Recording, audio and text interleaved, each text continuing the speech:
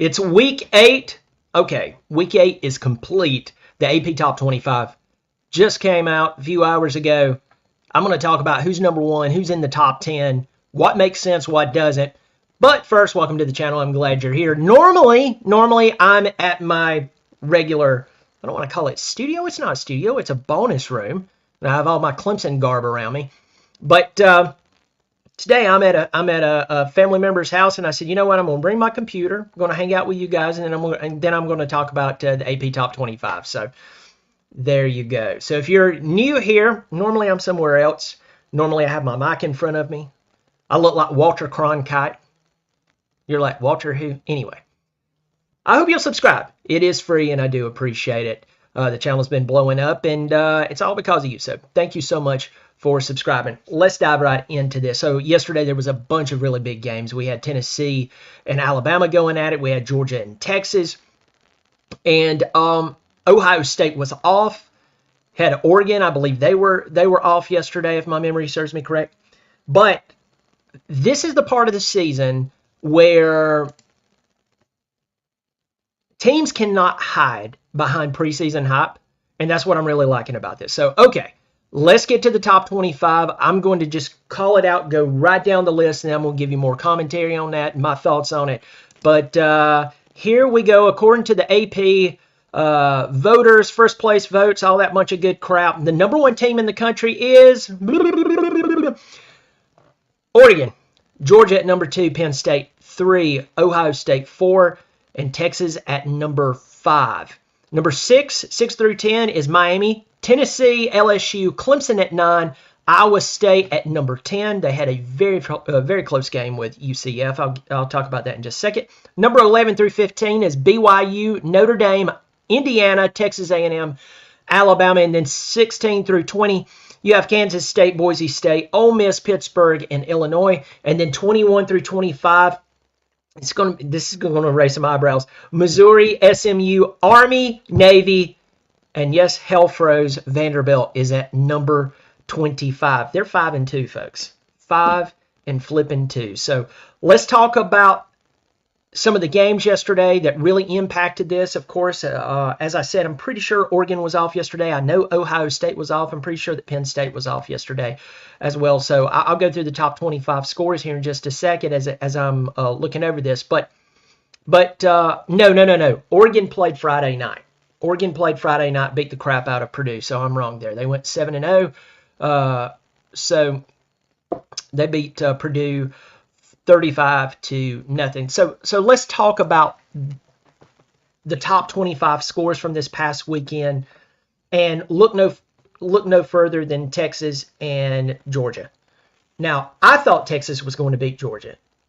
And for some of you Georgia fans, you're like, I can't believe that you would, say that about us. And, you have, these sorority girls over there. They're like, oh my God, that's right. And somebody screams out, go dogs. And they go, go dogs. I know that's coming. Okay. I know that is coming. But I'm sorry, Georgia. Other than beating the crap out of Clemson, unfortunately, I have to admit that, Georgia has looked lethargic at times. Barely beating Kentucky. Last week, playing against Mississippi State in Athens. And beating that terrible football team only by 10 points. I thought that maybe Georgia had lost a step. Georgia beat the trash out of Texas in the first half, and that is really what set up the win. Texas showed up in the second half, but y'all were throwing them around like rag dolls. And so I'm kind of shocked at the physicality of Georgia, but Georgia, you did it. You did it, and now you are you're number 2 in the country.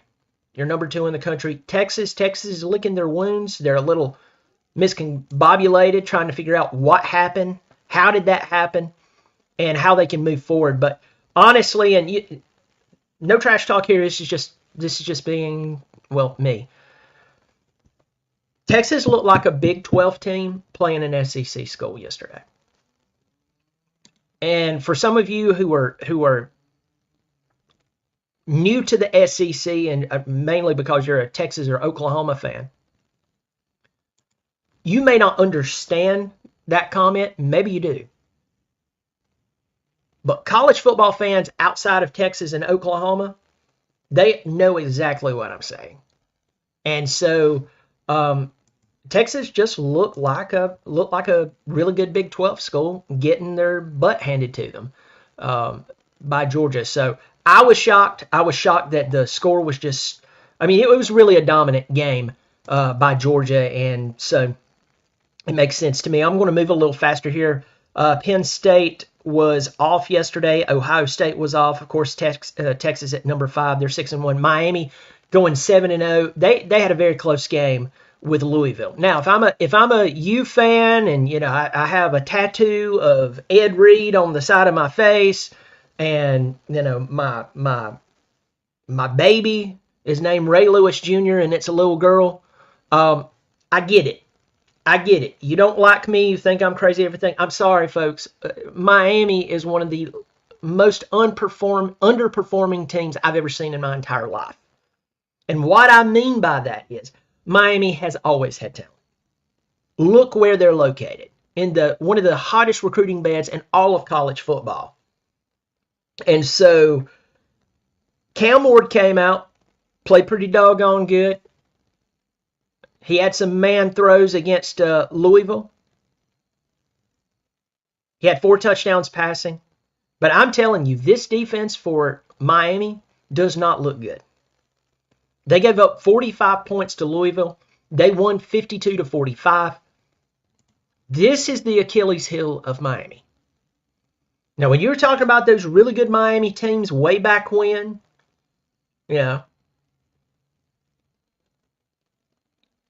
you were looking at an unbelievable defense as well. This Miami offense looks really good. Their defense, not so much. So Cam Ward's a really good football player, but last I checked, Cam Ward does not play on the defense. And that is something that's something they're going to have to deal with. Tennessee, that incredible win over Alabama.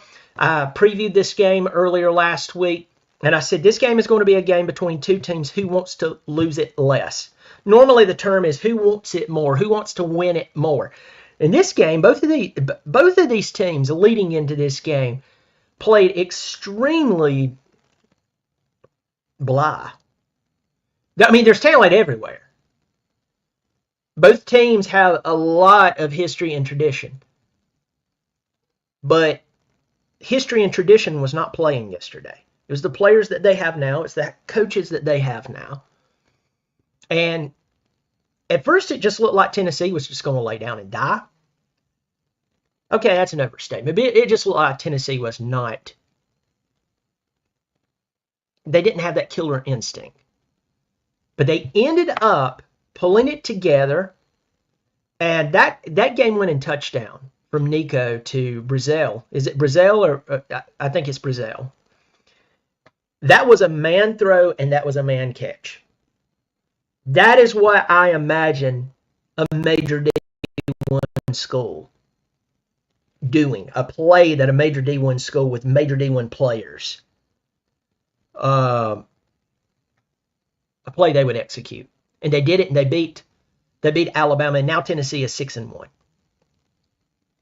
And number 7 in the country. Number 8, LSU, 6-1, LSU. They lost their very first game of the year to Southern Cal, who turned out to not be that great. And Brian Kelly, 3 seasons in a row, he's lost his opener.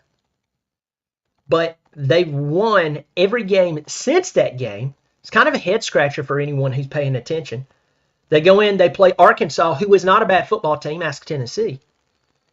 They beat Arkansas 34-10. 34-10. They scored in every quarter. They had 10 points in the first quarter. They had 10 points in the fourth quarter. They just consistently did what they did. They got the win. Number 9, a team very dear to my heart, the Clemson Tigers. Yesterday, Clemson beat Virginia. Got sloppy there. They got sloppy, but they won 48-31. They went into the game a 20-point favorite. Clemson won. Cade Klubnik, 23 of 35, 308 yards, 3 touchdowns. And Clemson's just doing their thing. They have an off week next week, and then they play Louisville, so that will be an interesting game. But Clemson sitting at number 9.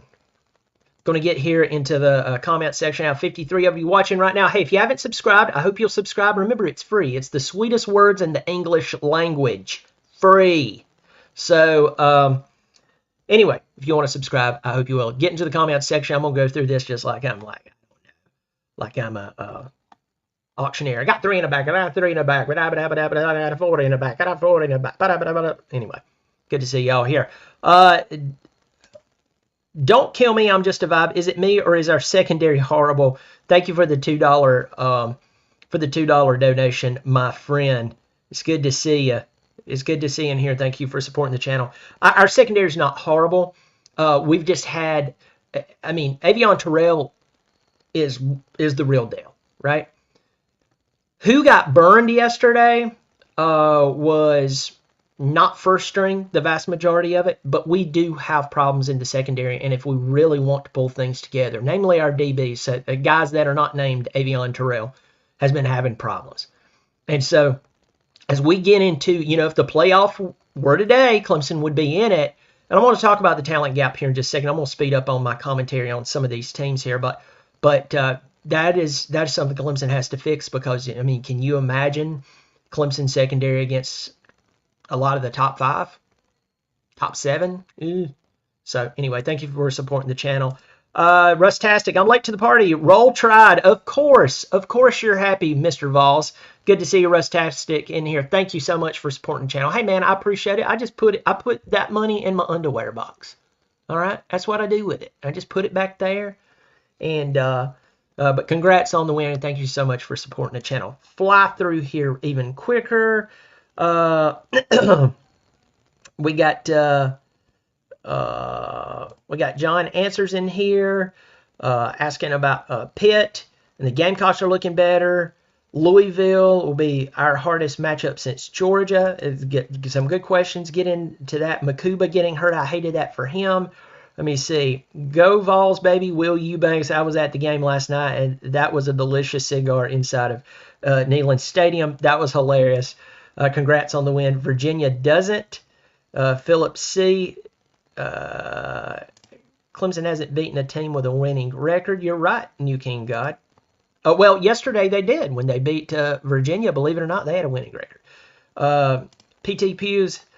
Let me see. Secondary is way soft. Tyler Howell. Let me see. Did I miss a comment from you? We're only top 10 because of Nolan Turner. You're right. You're right. On the you mean Cole, the Cole Turner? Yes, Cole. Yeah, it's Cole, my friend. We used to run a lot of exotic looks. Now it seems like it's just base defense all the time. Some questions there. Not new, listening a long time. Good to see you, Joe Hughes. Oregon played on Friday. That's right, Joseph. And let me see. Hello, Bees. Good to see PT Pews. PT Pews. Hello, B. I probably know you, and I just don't realize the name. Thank you for everybody for dropping in here and saying hello. It's good to see you. All right, let's get back to this. I'm going to fly through this. All right, so I got to number 9, Clemson. Number 10, Iowa State. Almost lost to UCF. Before the game started yesterday, I previewed the day, talked about the important games, and I said, hey, don't be shocked if Gus Malzahn and UCF comes out and gives them a game, and this is the game that upsets Iowa State, that is. And it almost happened. It almost happened. Wild play there where UCF intercepted the ball, ran it back, and before the guy crossed the goal line, he dropped the football. And he didn't get the touchdown. That crap has to stop. That crap has to stop. I mean, if I was a coach and that happened to my player, I would be like, look, man, look, you can drop the football once you get to the very back. Just don't do that. But anyway, and that ended up costing them. The game. But Iowa State's number 10. BYU number 11. Notre Dame number 12. Indiana absolutely destroyed Nebraska. I was shocked at that. At that. Indiana 7-0 on number 13. Texas A&M, a team that is quietly 6-1.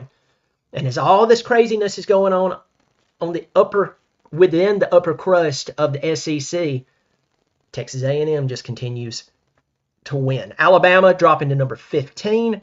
The first time they enter November with 2 losses. That's crazy. Kansas State 6-1, Boise State 5-1. We have Ole Miss at 5-2. Pittsburgh quietly going to 6-0. Illinois 6-1, beating Michigan yesterday, knocking the defending national champions out of the top 25.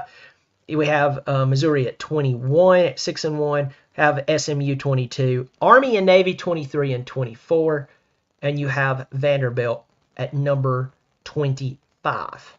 Number 25. So let's talk about some of the teams that I have my eye on. I want to start with Clemson because I will tell you this. Philip sees my question was to New King. All right. Let me see. I do want to answer this. Miami is underperforming, but is 7-0 and a Heisman favorite and the best offense in the country. Great logic. Yeah, it's great logic when you look that their defense can't stop anyone. I mean, I have to tell the truth about my team all the time, Ben. If you're new here, welcome. I'm glad you're here, but I'm just telling you, Miami's defense is not showing that they can stop anyone. And last night, Texas, their offense had been rolling on people left and right. Well, guess what? Georgia came in and stopped it. Stopped it so much that Quinn Ewers went out of the game. Arch came in. They slung Arch around like a rag doll, and Georgia was like, "Hey, look, we like your uncles too, but we don't care." And they throw him around, and then they pulled Quinn right back in. The point is, Ben, is that they're 7-0. I talked about Cam Ward. Cam Ward is very talented. Cam Ward doesn't play defense. And until you prove that you can stop somebody that's good, heck, I say this to Clemson all the time. I mean, I imagine your defense had a very difficult time with Florida A&M, Ball State, South Florida. Virginia Tech is not historic. I mean, they're not playing historically good football right now. They're okay. They're not a bad football team. I mean, Clemson needs to pay attention to it. They put up 34 points on you. California put up 38. California's terrible.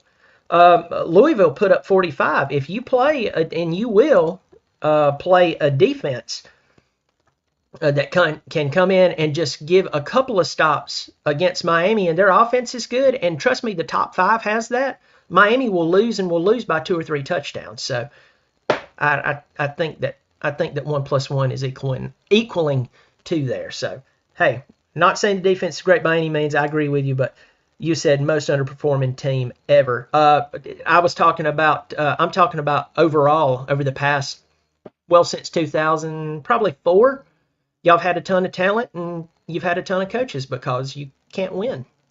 I mean, Cristobal had a really talented team last year and still couldn't win. So that was my point. But hey, good luck to you guys. Good luck to you. All right, let's get back to this. Let's talk about Clemson real quick. And I look at Clemson, I see a team that is getting better in certain areas. I see a team that is questionable in other areas, namely the secondary. The secondary has got to pull some things together, namely our DBs that are not named Avion Terrell. And Clemson has to continue to improve across the offensive line. When I look at Clemson and their performance against Virginia yesterday, and I think if you took that same performance and you put it against Oregon, Georgia, Ohio State, even Texas, possibly Tennessee, definitely Tennessee or LSU, I believe Clemson loses. So, I mean, you're 7 games in, you're 6-1, you're ranked number 9 in the country, and everybody has forgotten about week 1. Hopefully you can forget about week 1 because you actually got better, right? I mean, hopefully you're not the same team that lost by 31 points to Georgia. Hopefully 6 weeks later you're better. Hopefully so. That's what I hope. But one of you pointed out, hey, Clemson hasn't beat a really good team. You're right. You're actually correct. So anyway, when I look at a lot of the talent that's in front of Clemson and even some of the teams behind Clemson, I'm going, we still need to see a lot more improvement. We have seen improvement.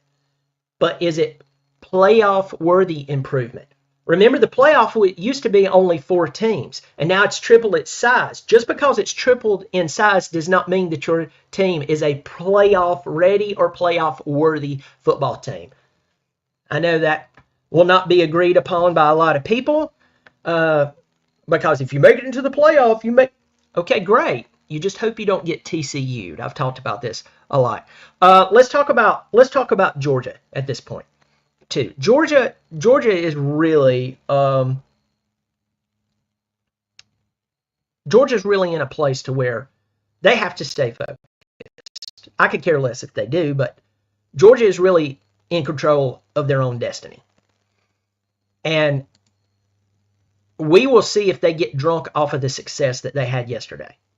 Because after yesterday, Georgia will be off this week. Clemson's off this week. And then on November the 2nd, at 3:30, normally it'd be CBS, now it's ABC, they're going to play Florida. Then they have Ole Miss. Then Tennessee goes to Georgia. And then they play UMass and Georgia Tech. These are very much winnable games for Georgia. But are you going to see the Georgia team that played Texas last night? Because it's a massive game. People are talking about Texas more than they were talking about Georgia because they already had one loss coming into last night. Texas was undefeated. Texas was number 1. So they played up for that game. Are we going to see that Georgia team play against Tennessee and Ole Miss? Or are we going to see the Georgia team that just coasted against Kentucky and almost lost? Are we going to see the same Georgia team that played against Mississippi State and only beat them by 10 points in Athens? That's a really good question. Let's take a look at LSU. LSU quietly back into the top 10. I think they were top 10 last week. I'm not sold on LSU. And I'm going to tell you why I'm not sold on LSU. I think Brian Kelly is a good coach, and Brian Kelly was a good coach at Notre Dame, right? He did some good things at Notre Dame. He couldn't win the big game. I mean, he got them to the national championship, got throttled. But something would have to turn, or a corner would have to be turned with Brian Kelly for me to buy into LSU. Like, there's just something about them. I think they're a good football team. I think they could beat Clemson. I think that they could beat a lot of teams. But when you get into that upper echelon of college football and the big game is on the line, I just don't know if Brian Kelly can get you across the finish line. And you say, well, why not? Because historically he hasn't been able to. You can learn a lot from history. History says a lot, my friends. Going through here.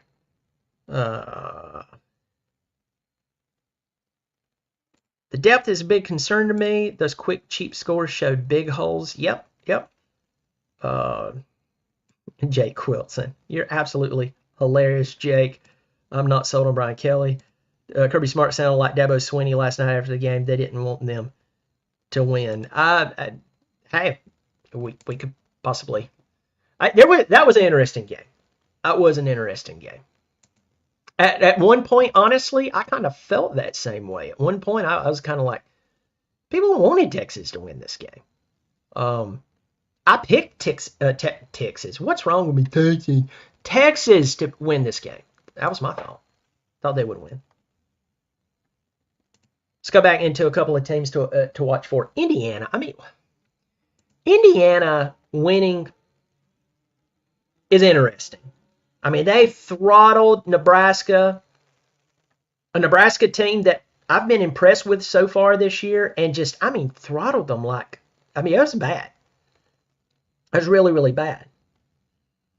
And there's a good chance that after this game, there's a good chance that Indiana wins 9 to 10 ball games in the regular season. So this coming week, they play against Washington. Then they have Michigan State. Both those games are extremely winnable. You have Michigan on the 9th. Then you're at Ohio State on the 23rd. And then you finish out with Purdue. There is a good chance that out of these next 5 ball games, Indiana wins at least 3 of them, if not 4 of them. So it's really interesting to see Cignetti leave James Madison, go up there, He took like 13 of his players with him from James Madison. And now they're 7-0, and they're ranked 13th. Of course, seeing Army and Navy in the top 25, 7-0 and 6-0, it's really interesting. I like to see this type of play out of these guys, and it's not an easy job. I mean, you got to think that Navy last year was their coach's first year, and they opened up the season against Sam Hartman and Notre Dame in Dublin, Ireland, and got absolutely drunk. I was like, wow, they look bad. Right now, they're 6-0, number 24 in the country. So that's a lot of fun. Vanderbilt getting in the top 25 at 5-2. I mean, it's a really, really weird time. All the while, you have Alabama starting to fall from the good graces of the fans in Tuscaloosa. It's not Alabama; it's their head coach. And we know why. We know why. Let's talk about imposters, and then and I'll see where we go from there. I have openly talked about how I don't believe in Penn State. Penn State falls into the category that Michigan was in for a very, very long time. And let me explain myself. Until the past couple of years, like last year they won the national championship. The year before that, they made it to the college football playoff. There's only 4 teams. It's not like it is now where come one, come all. But before that, we were told over and over, Michigan is good. Michigan's a contender. Michigan's this. Michigan's that. And what did Michigan do? They wet the bed. Every flipping year. We've seen that with Texas. Until last year, Texas finally showed up. It was obnoxiously annoying how bad the media wanted Texas to be back. And it was like, guys, this is not the Vince Young, Mac Brown years. They're not back, right? Right?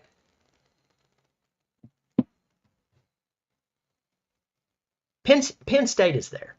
I talked to someone the other day who was referencing how little the Penn State fan base as a whole really cares about Penn State, because they know that they're going to win 9 to 10 ball games, but they know they can't win the big ball games. They can't beat Ohio State.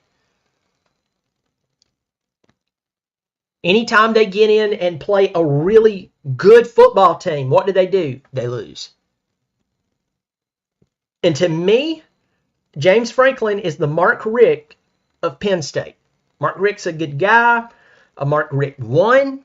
He could not win the national championship. He could not win enough of the big games to get them into the big game. He couldn't.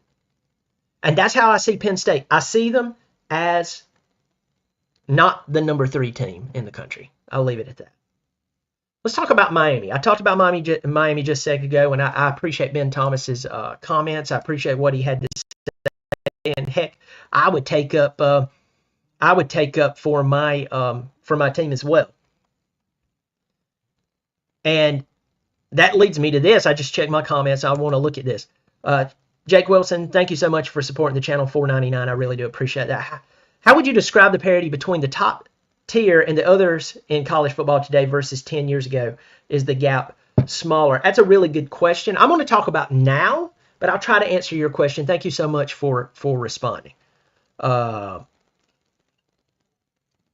really appreciate you responding and supporting the channel. So I'm going to keep that right there. Hopefully I'll try to answer that question. I'll talk about now the parity. When I look at this top 25, but I'm looking at the top 10, I look at Oregon at this point, let me give you this preface. Barring the wheels falls off of any of these teams, right? Barring injury that would handicap any team, or some type of tragedy, I believe in Oregon. I think Oregon's actually a contender. I didn't say that they're going to win the national championship. I'm saying right now they look like a contender. Georgia. If Georgia continues to play like they did last night, or like they played against Clemson versus how they played against Kentucky and Mississippi State. Remember, Mississippi State was just last week. So, I'm sorry. Georgia is definitely a contender. I just said Penn State, I don't buy them. I don't buy them. Prove me wrong. Ohio State, I believe they're a contender. It's very concerning that a fifth-year senior quarterback slid when he slid. It ended up costing them the game against Oregon. But to each their own. Texas at number 5. I think they're a good football team. But I have a lot of questions about them after last night.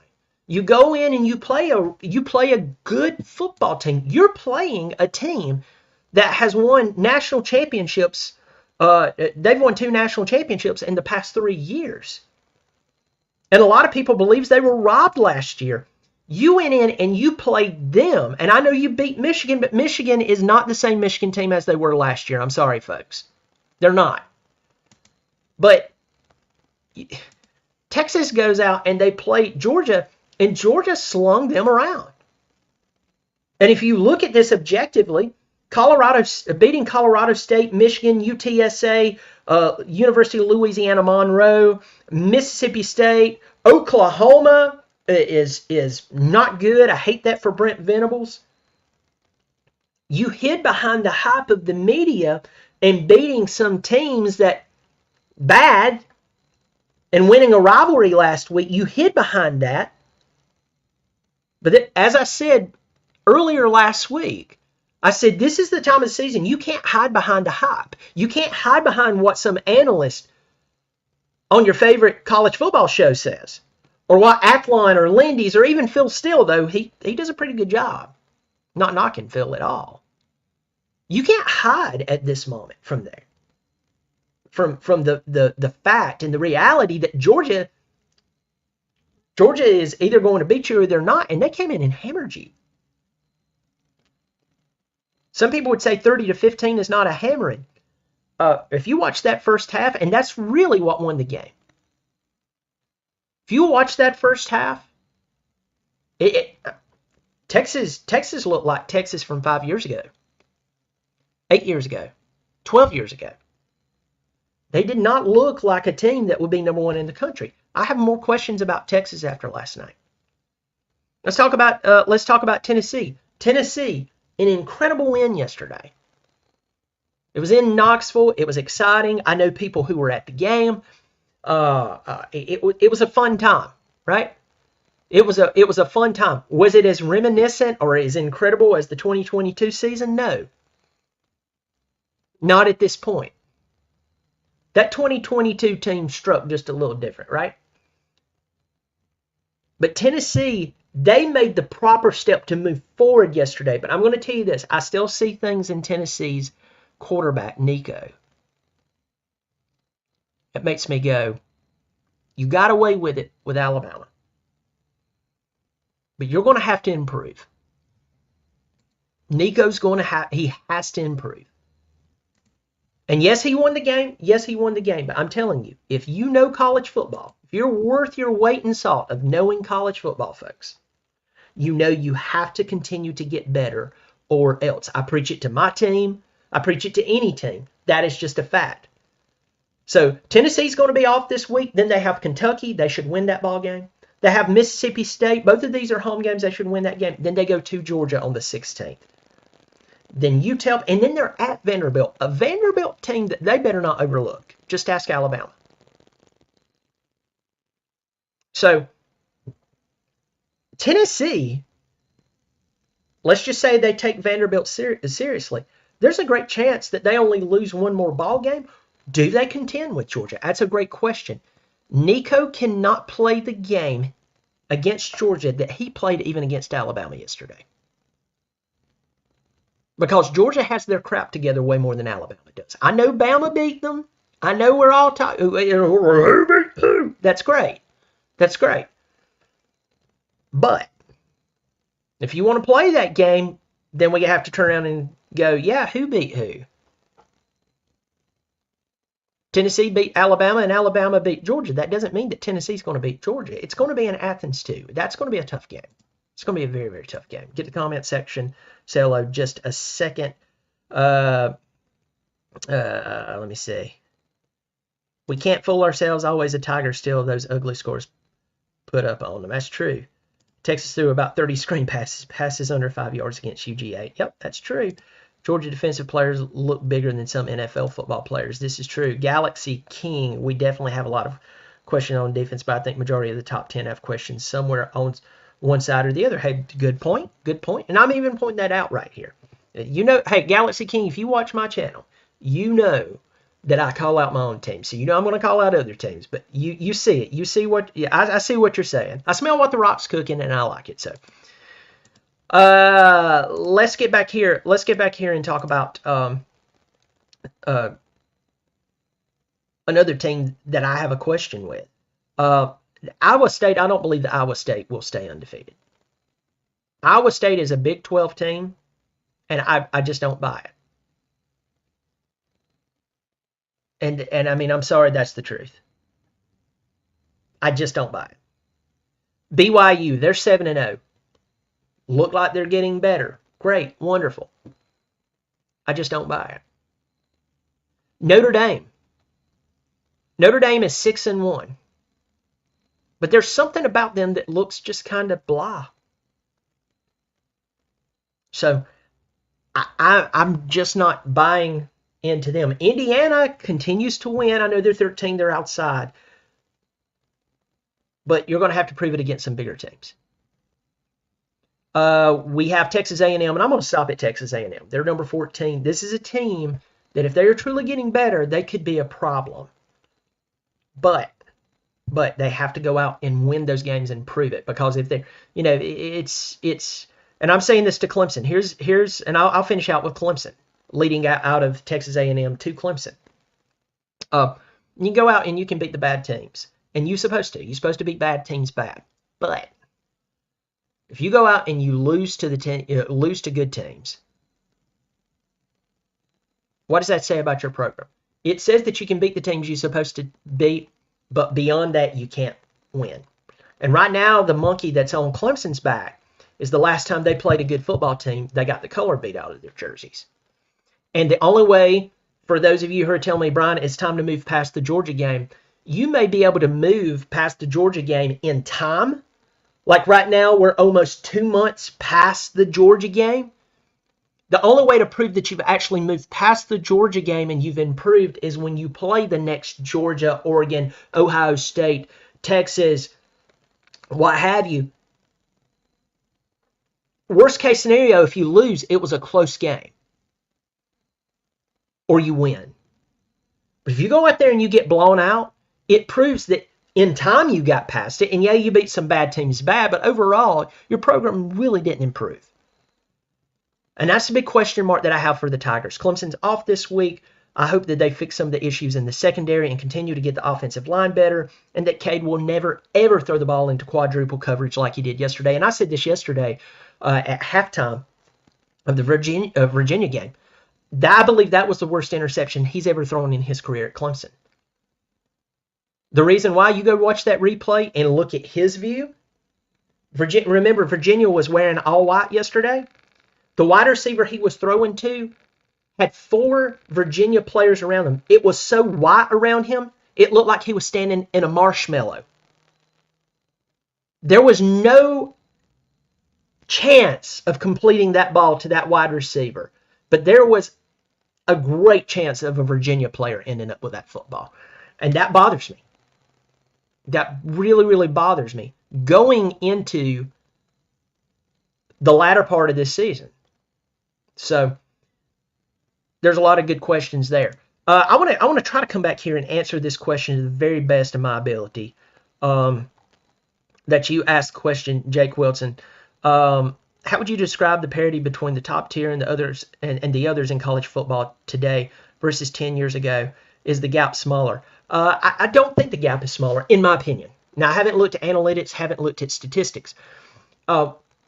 We have seen some years. There was one year, good grief, there was one year, probably 12 or 13 years ago, this is when Bobby Petrino was at Arkansas and had them looking really good. LSU was like undefeated. Alabama, of course, was undefeated. Saban ended up turning Arkansas into hamburger meat that year. That's where CBS Sports infamously caught Bobby Petrino waving one of the towels from the sideline, and he was saying something including the F word towards Nick Saban, like effing called them off or something like that. You saw really, really talented teams. Of course, as I said, Arkansas ended up losing that game pretty bad, but they still were pretty good that year. But I just think it's according to what year that you're looking at. But for most seasons, in my opinion, when you get to about number 5 into number 1, the vast majority of the time there's a noticeable difference between number 5 to number, say, 12. Yours was in the top tier teams. We could go to just number 10, but I go to number 12 right now because that's how many teams are going to be in the college football playoff. So it's like take this top 25 right now, and I know it's going to change before the end of the season, but just listen to this. Oregon, Georgia, Penn State, Ohio State, Texas, Miami, Tennessee, LSU, Clemson, Iowa State, BYU number 11, Notre Dame number 12. Now let's pause there. I mean, without even thinking, do you think that there's a major difference between Oregon and Notre Dame? Oh, yeah. Do you believe there's a major difference between Ohio State and if they lined up against BYU this week? Even putting the game in Provo? Oh, yeah. Right now, even though I've criticized Miami, I think if you took Miami and you played Miami against Iowa State, I think Miami wins the ball game. By a couple of scores. I'm not sold on Iowa State. I think it's kind of the luck of the draw that they got to where they're at. Hey, to each their own. They're winning their games. They cannot make up for the lack of competition within their own conference. Kind of like Clemson, the ACC. Or how about this? Georgia versus sore subject, Clemson. That's a great question. That's a heck of a question. So I think that once you get inside the top five, the competition really, really, really gets stout most years. And we really haven't seen that difference. There may be one outlier here and there, but for me, looking at it overall, I think that it's pretty consistent. I think it's pretty consistent for most years. The top 10, top 12, top tier teams. I think that the drop off is pretty even. Again, there's some years that some of you could probably argue with me and say, Brian, you're wrong there. And I would say, yeah, that's an outlier. I agree with you. That's an outlier. But I think that overall we're seeing pretty much what we've seen over the past. I would say this year would be more of a year that maybe the top 4 or top 5 is a little stronger than what we realize. Now, once again, I don't believe Penn State's number 3. I think they're going to, wet their drawers. They're going to be out. But, I mean, once again, when you look at number 12, you got Notre Dame. Okay, Notre Dame, BYU 11, no. Iowa State, I don't buy it. LSU, there's questions there. Miami, questions I've talked about. Clemson, a lot of questions there. When you get to number 5 and inside, it gets pretty tough. The majority of those teams. Hopefully, I answered that question well. I'm sorry if I didn't. But there you go. Shane Bentley supporting the channel. Thank you so much, my friend. Go Dogs. I know that you're happy right now. Yeah, that's. I know that you have to be thrilled. Thank you so much for supporting the channel. And you see that symbol beside his name? It means that he supports on a monthly basis. So $3 or $5, try to make it affordable if you want to support the channel on a monthly basis. The link's below the video. If you don't see it, you're probably on an iPhone. So Shane Bentley, thank you so much. Congrats on your win last night. Tennessee has the best defense in the country. It feels like 98. I don't know about your secondary still. It's getting better, and that interception at the end was really, really incredible. But y'all's defense is getting better. Your front seven's pretty doggone good. Your front 4 is ridiculous. It just comes back to your quarterback play. Nico is a redshirt freshman, and there's times he looks unbelievable. His release is really good, but it's sometimes when he holds on to the ball a little too long. And that one interception he threw in the first half absolutely still puzzles me. Really still puzzles me. But hey, they won the ball game. But you got to figure those things out. You got to figure those things out now, because as the season goes on, you can't afford to make those mistakes. It's been a weird season for me. Since the NIU loss, I am happy Notre Dame is winning, but I have not been excited. I get it. I really do. I really do. It's when you see losses like that, you realize that for your team anything is possible. And some people sees that as a positive statement. For me, I see it as an extreme negative. I know some of you are like, go figure. But really, I see that as an extreme negative, or not negative.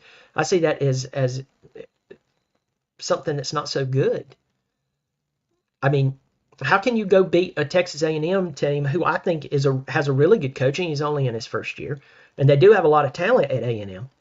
You go and you beat them in the first game of the year, and then 2 weeks later, you turn around, or 1 week later, and you lose to an NIU team that ended up being nothing. I mean, no offense, NIU is nothing special. You know, it's not like losing to an Appalachian State team in 2007, and those guys, even though they were FCS, they were unbelievable. I mean, I just have you can't explain that away. And what that means is there's something in your program, whether it's in your players' mentality, whether it's in the coach's mentality, whether it's all of the above, whatever it is, there's something there that says we're not focused to win these small games. That's one thing that I want to turn around and look at Clemson and say, you know, I'm very critical of my team because I love them. Clemson has been beating the crap out of bad talent, and that's good. That's good. You know, I've talked about the Georgia loss, and Clemson has to get past that. And I'm not talking about get past it by not bringing it up anymore. That's not how you get past it. I mean, what are we, 3 years old, putting our fingers in our ears, closing our eyes, and we think because we close our eyes and have our fingers in our ears, all of a sudden nobody can see us? I mean, are we 3? No. The truth is that you have to be honest. You have to be honest about. But going back to this, if you're beating the teams that you're supposed to beat and you're beating them bad, that is a good sign that you are improving. But when you go and you beat an A&M team and then you turn around and you lose to a not so special NIU team, whether we're talking about Notre Dame or we're talking about anyone else, that really makes you go, oh no. You can never get comfortable. You can never go in and say, hey, we should win this game because, well, we're the better team. No, you've shown that you have the ability to blow it, and that's very, very dangerous. Let's talk about, well, I have some of you here. If you want to hop off. Hope you've subscribed if you haven't already. I'm just going to go over some of the big games coming up this week, and I'm going to try to make this as fast as possible. I'm not going to give you like a, some type of prediction or anything, but I'm going to we're going into week 9. Thursday night, Syracuse at Pittsburgh. That'll be a very interesting game because Pittsburgh's undefeated. I'm not sold on them, but Syracuse plays them. You have Notre Dame and Navy playing in East Rutherford. That will be interesting because one's 12, the other's 24. Going on down here, let's look. Missouri and Alabama is getting together. That'll be interesting. Illinois, number 20 at number 1, Oregon, 3:30 on CBS. You have number 5, Texas at Vanderbilt. I mean, that's going to be hilarious. Don't forget this game. A Florida State team who's only won one game. One game. They're playing at Miami, 7 o'clock. Will they actually go do the unthinkable? That's a great question. You have Penn State playing at Wisconsin. Wisconsin just throttled someone. You have LSU at Texas A&M, 7:30 ABC. that's a very interesting game because both of these teams are both rising, especially LSU. They're number 8. This will be a very interesting game. But both of these teams, when they've played one another, it has got wild multiple times. And you have SMU going to Duke. Duke, I think they've only lost one ball game, something like that. It's crazy. SMU number 22 in the country. So this coming week, maybe you don't have as many headliner games as you normally do. But these are some games that you could sit there, you could watch, you go, yeah, I could see some problems. Oh, by the way, BYU number 11 at UCF. UCF almost beat Iowa State, and I'm telling you, Malzahn gets up for these games. The big games Malzahn gets up for. The small games, those are the games that he loses, and you're like, dude, you shouldn't have lost that game. Like, that's not okay, but you turn around and you almost beat someone. I mean, it's crazy. So you ought to check that out. Last comments here, and then I'm going to head out. Clemson is the only traditional college team in the top 10. The other teams are semi-pro teams that is bought. Interesting. Not actually pretty spot on there. Pretty spot on. And what has Dabo Swinney done for himself this year? Or represented not using the portal. Look at Army and Navy. Undefeated, top 25, not using the portal.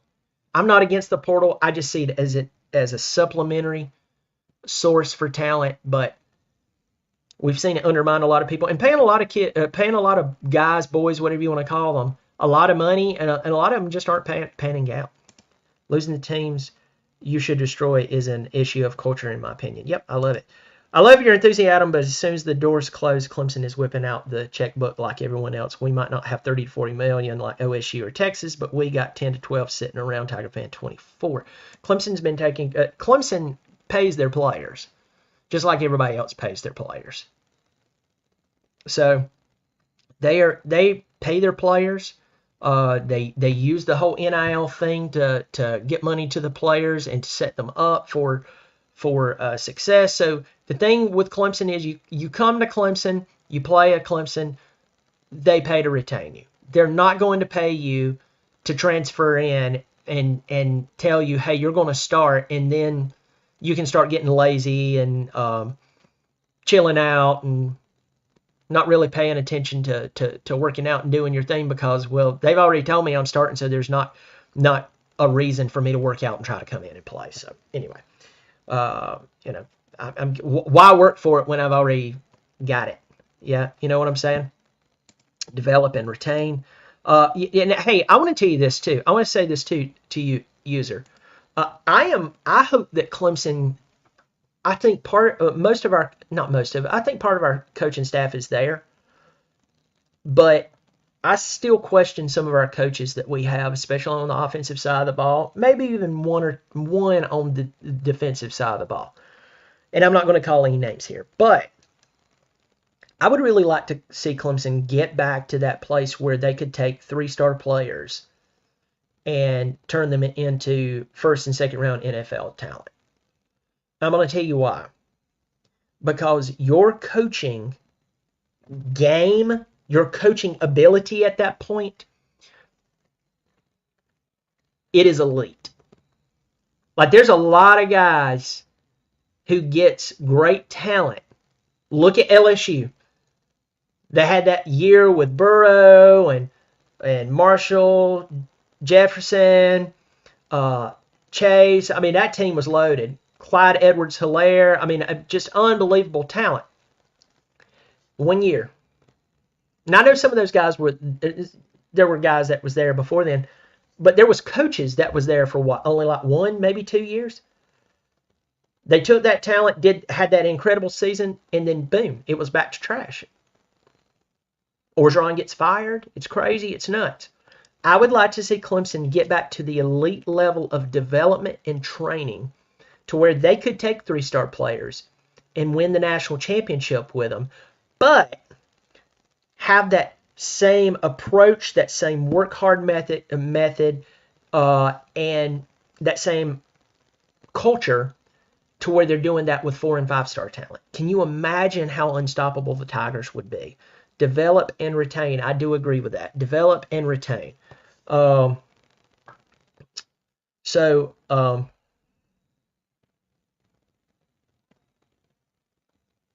if Dabo has that philosophy, he does need the best coaches. I agree. Walker Parks, Blake Miller, Wade Wood are those guys right now. There are some guys that are still being developed at Clemson. It's according which unit they're part of. I think now, if I were a 3-star offensive lineman, I would be killing myself to get to Clemson, South Carolina to play for Matt Luke. Because Matt Luke is one of those guys, he can get a 5-star guy, or he can take a 2 or 3-star guy and he can get a lot out of him. Matt Luke is that good.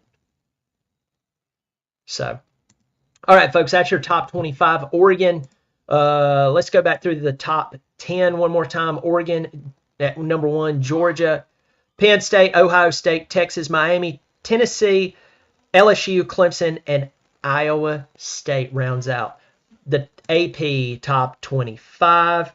Folks, listen, y'all take care of yourself. I will be having a video. I'll be having several videos this week, but I'm trying to get some guests on. John Kurtz was supposed to come on the show this past Monday, and then we tried to reschedule it for tomorrow. I haven't responded to his email. I need to. But John's been on ESPN. He's been on other shows, and he was going to come on my show and talk about it, but he's had some time constraints. But I'm trying to get some more guests on here, some buddies, friends of mine who are doing well on YouTube. Might get Sports Talk J. John Chapman on here to talk about Tennessee and talk about their upward trajectory and if they can maintain that. But anyway, I'll have more guests, more videos coming on. But listen, if you will, I'm going to ask this of you. Pass my videos along to people who hasn't heard of me. I really enjoy what I do, and I've had a lot of people come up to me and go, you know what, I don't always agree with you, but I really like your take. I can live with that. I can live with that. So you know me, I'll push back on you. We can get a little heated as long as we keep it civil. And remember, it's just a game. But yeah, pass it along, tell everybody about the channel. And yeah, I really dig it. I really dig it. Folks, you take care of yourself, and as always, go Tigers.